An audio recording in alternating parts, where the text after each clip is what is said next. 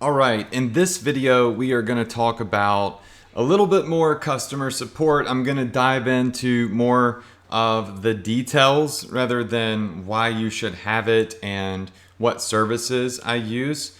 And I'm going to hit some very common questions that I get from a lot of new students starting an e-commerce store. So this should be a very helpful video. So to start, I want to talk about outsourcing for support and what we do. Okay, so for outsourcing our work, there are three different options in order of how I see them best to worst. Well, they're all three great, but 123 Employee, Online Jobs, and Upwork are three companies that we use to outsource. Please refer to our modules in this course about team building because we will dive in more into these three places. It's important not to just choose one. You need to understand why each one is good. All right, so I'm just telling you here, these are the three sources that we use, and obviously each one has its own pros and cons. We will go over those in a later video. Our support desk, which we talked about in part one of customer service, we use Zendesk or Groove HQ. We prefer Groove HQ. Now let's answer some of the common questions, which is how many employees do I need for customer service? I believe if you are on a lower volume store doing less than $3,000 a day, one customer service employee should do it, maybe two, but I think you could get away with one. But remember, you're not really trying to get away with anything. You want to build a real company, you want to build a real brand, you want to offer the best customer support and service you possibly can. But when you're starting out and you're on a budget, obviously, you're trying to take your money and reinvest it. I prefer to have at least starting out, once you're hitting like $1,000 to $3,000 a day, 2 employees, but you can get away with 1. All right, so high volume stores, anybody doing over $3,000 a day, I would recommend 4, really, on the top end of this, 4 virtual assistants. And how I have mine is they work in 8-hour shifts and they rotate. So in other words, I have customer support 24 hours a day. All right. So my virtual assistants, they rotate shifts every 8 hours, and there's actually clearly in a day there's some overlap in there for the more important times of the day where we have 2 people manning the desk. And so I like to offer 24-hour support and make sure that as soon as somebody sends in a ticket, it gets answered. I don't like for it to sit there for 24 hours, because I know that sometimes getting a sale really depends on us answering a ticket with a question on the item, or it hurts our brand if we don't reply for a long time. When people see that we respond to them pretty quickly, it makes them believe in us more, trust us, gives us credibility, and increases our conversion rate. Now, let's talk about some of just the random common questions that you'll start seeing in your support desk. So, one of the main questions I get is, do you take PayPal? I do not. Our store does not utilize PayPal. I think PayPal is risky because they are known to freeze up people's money. So I do not use PayPal. We do not accept it, and we just tell people, no, we do not take PayPal, but we do take American Express, Chase, Discover, and so on. People will also email us and ask, is this really a free offer? And here's where I have my customer support say, yes, it really is free. You just pay shipping and handling, and shipping and handling is going to be X dollars and X cents. And it's funny, they just want to see a reply. Like, they just literally just want you to reply to them. And a lot of times they'll say, okay, thanks. Well, we're going to order now. And that makes us extra money every single day. We also have people email us and say, are you a scam? And this is because sometimes if you're doing free plus shipping, the offers just seem too good to be true, right? But when they see that a customer support representative does respond to them and you say, no, this is not a scam, there is a shipping charge of $9.95, or, this is a deal that we've already had hundreds, if not thousands of people take advantage of. You can view our fan page here. You can view X, Y, and Z here, and just respond to them once again. They just want to make sure that you're a real company and you're not just like a fake website. And so showing them that you have customer support that responds in a timely manner oftentimes gives you that trust from the customer. People ask where we are located. So we get people ask all the time where we are located. I just have my staff say we're located in Jackson, Mississippi. And, that's where I'm from. So we tell people the state that we're from. And that's really the extent of it when they ask. And that makes them feel good. And how long have you been in business? We get this question sometimes. And remember, if you read all of these questions, what do they all have in common so far? What do all of these questions have in common? They are credibility and trust questions. Why don't you take PayPal? Everybody uses PayPal. PayPal is safe. PayPal gives a customer a layer of protection, right? Is this really a free offer? Because I don't believe it. Are you a scam? Where are you located? I need to know that you're really in the US or you're really a real business. And of course, how long have you been in business? They're all questions about your credibility, right? And when you answer these questions, it's not like an argument or anything. When they get an answer, they're as happy as can be, right? So it's just about being there to answer those questions. And lastly, a common question is people will want to change the address or the style or size of an item that they ordered. So they'll email those types of questions in the customer support. Now, the next thing I want to talk about is refunds. And when we offer customers a refund and when we do not offer customers a refund. So this is a big question a lot of students ask me is, when do you actually refund somebody? So there are two different ways that I'm going to break this down. What we take responsibility for and what we expect our customers to take responsibility for. So sometimes a customer's package will get lost in transit. The post office loses an insane amount of packages across the world every year, okay?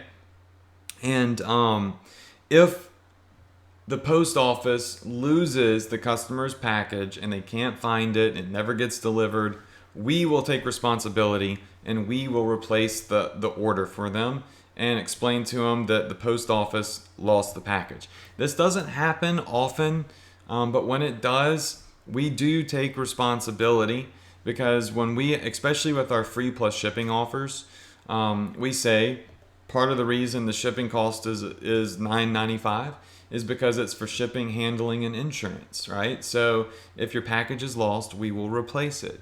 And customers love that. And it makes them, once again, believe in us more, makes us more credible, and it creates a customer for life. All right, so they understand the mistake most of the time. As long as you replace the package, they're usually happy. Item received in unusable condition or broken or torn or ripped. If they receive an item that's broken, we will refund them and we will send them a new item. A lot of my vendors at AliExpress, if they receive an item, if our customers receive an item from them that's in unusable condition, we'll tell them and they'll replace it for free for us. So usually we don't really eat any cost here because we hold our vendors at AliExpress responsible for sending items that are in usable condition, right? That aren't broken. And your vendors in AliExpress don't want to lose your business. It's a very minor loss. They lose 60 cents if they replace the item. So we usually hold our vendors at AliExpress responsible if an item shows up at the customer's house broken or in unusable condition. A quick little note is we have our customer service. Our customer service representatives will actually email the customer back if they complain about a broken item and ask them to send us a picture of the item so we can verify that it's ripped or it's broken. And we also send that image to our vendors at AliExpress or wherever we're sourcing from, just to prove to them it really was received in unusable condition. And this also keeps you from having customers lie, because they have to prove that the item really is broken by sending us an image. Another thing is, if we accidentally deliver to them the wrong item, a completely different item, size, style, or color, we will replace that, and we'll eat the cost. Well, I usually will say, you know what, keep the item that you have, and we'll send you another one. Now, you might think out of the gate, well, why wouldn't you have them send it back to you? Well, it's all about customer trust. We screwed up. We wasted your time by sending you the wrong item. So keep it. Even if you don't want it, give it away to somebody else as a gift. We're going to eat the cost. We're going to send you another one and make sure you get the right package. This comes out to pay for itself every time, because the customer loves you. You're taking care of your customer. Your customer is your livelihood. They will come back, they'll buy more stuff, and you'll make your money back plus some more, I promise you. So if for any of these things, we offer a full refund, or we will replace the item for them, okay? So these are the things that we take responsibility for. Now you have the things that the customer has to take responsibility for, because the customer is, responsible for their own screw ups. We can't babysit them and, eat the cost when they make mistakes. So customer responsibility is when they put in the wrong address. So if a customer misspells their address or they put in the wrong address, and then they complain that they never received their item, that's not our fault. You need to put in your address, and you need to make sure that it's spelled right and the right number is in when you're spending money online. That is your responsibility, right? And what we will do usually in this situation is we will just if they put in the wrong address, the package usually ends up getting sent back to where it came from. So what we'll tell them is, look, you just are going to have to repay for shipping. You're going to need to pay for shipping again, and then we'll resend that item to you, because if we have to send it back to you, that's going to cost us money out of our pocket. You're the one that put in the wrong address. If you want us to send it back, now you need to repay for shipping. And usually they're okay with that. They understand that. You will have some people yap at you about it. And, you got to hold your ground, and draw a line somewhere, right? So we will just recharge them for the shipping. And if they're really antsy, sometimes we'll say, you know what, let's split the shipping. You pay for half the shipping and we'll pay for half. If the customer orders the wrong item because they're not paying attention, their fault. We don't accept responsibility for that. They can send it back and exchange it, or, go order another one. But they're responsible for making sure that the correct item is in their shopping cart before they spend money. So we don't take responsibility for this. If they order the wrong color or style, once again, that's not really our problem. It's not our fault. If they want to get it fixed, then they're going to have to repay for shipping and handling to get the right one to them. They're going to have to exchange it, right? So this doesn't happen often, but when it does, you can't eat the costs for these things that, were out of your control. The customer needs to be competent enough to make sure that they put the right things in their cart. If the customer changes their mind, they get the item and they say, you know what? I don't like this. I don't want it. I don't have any specific reason for not wanting it. But I just don't want it anymore. Well, if you've already taken that, if you've already got the item and used it and received it, it's yours. We do have a refund policy on our retail items of 30 days. We've literally, I don't think we've ever had anybody call in on that. The free plus shipping items, there is no refunds. If it's a free item, it's no refund. So if you order it and you change your mind after you get it, sorry, there's no refund policy because it's free. You can't get refunded for a free item. Does that make sense? Because then you would have to pay for shipping, right? Again. So we don't take responsibility for that. If another one that I don't have a bullet for in here, and the last one we'll talk about, is if the item breaks while they're using it or tears or whatever. If you use the item, you are then responsible for it and anything that happens to it. If it arrives to you in broken condition, that's our fault. But if you take the item and you play around with it and you use it and it breaks a week or 2 weeks later, whatever it may be, that's probably something that you did or it got caught on something. That's not our fault. We don't make exchanges for stuff that's been used that broke. We've actually had a customer literally 2 months after they ordered call in, or not call in, but email us and say, oh, I just changed my mind. I don't want this anymore. We're like, it's been 60 days. What are you talking about? But, you'll see. You can write a book about some of the crazy things some customers send in. It's actually quite humorous. But none of these are big issues. But it is good to know what you should take responsibility for and what you should hold the customer accountable for, right?